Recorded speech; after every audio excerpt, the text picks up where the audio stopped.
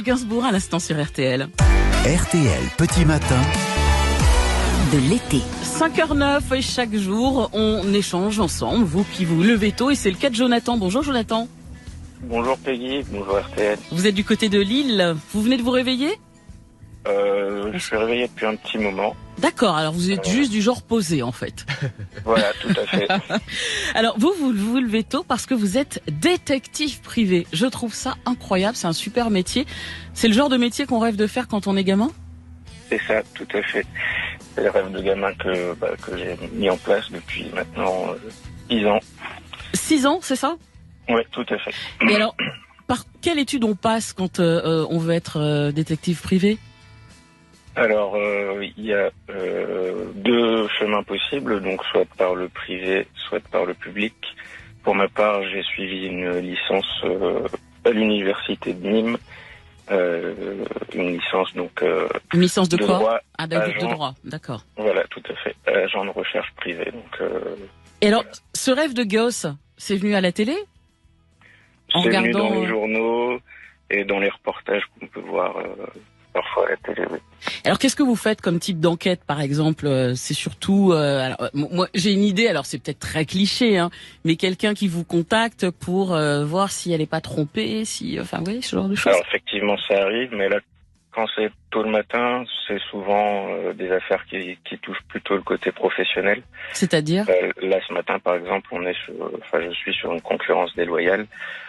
Donc l'objectif est de suivre un salarié qui est en arrêt maladie et qui est soupçonné donc de se rendre sur un autre lieu de travail pour un concurrent. Mais non, ça arrive souvent ça ? La plupart du temps, quand on se lève le matin, c'est souvent oui, des arrêts maladie, du vol, de la concurrence déloyale pour les professionnels. Et alors, et quand on se couche tard, c'est plutôt effectivement de l'adultère. Et comme dans les films, ouais, j'adore quand on se couche tard, c'est de l'adultère, bah ouais.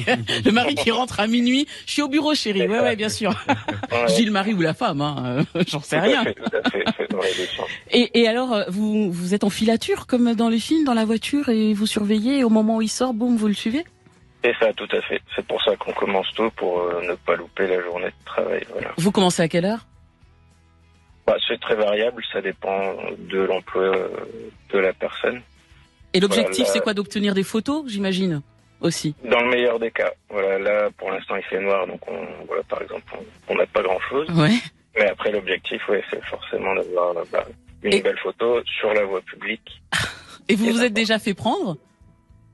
C'est déjà arrivé, effectivement. Et quand c'est comme ça, qu'est-ce que vous faites? Vous les niez? lieux sont plus compliqués. On essaie de trouver un superfuge. Une excuse, ouais. Voilà, tout à fait. Et des fois, on l'a pas trop prévu parce que il est trop tôt ou il est trop tard. Bon, c'est un métier, en tout cas, passionnant, j'imagine. Il faut être passionné pour faire ça. Ouais, parce qu'on peut attendre des heures sans jamais avoir d'infos. Ouais, tout à fait. Des fois, les heures d'attente dans la voiture. Ouais. sans avoir, en faisant chou blanc. Et Jonathan, juste une question. Est-ce que vous avez un impair, un chapeau et des lunettes de soleil, ou ça c'est un cliché? Non, vous essayez d'être plus discret. C'est très cliché. Les lunettes de soleil parfois, l'impair n'est pas très discret aujourd'hui. Mais la pipe en bois, je la garde aussi quand même. Bon, ok, merci. En tout cas, on vous souhaite une bonne journée, Jonathan. J'étais ravi d'échanger avec vous. Bonne journée à vous aussi. Et bonne filature, hein. Merci. Au revoir. Au revoir.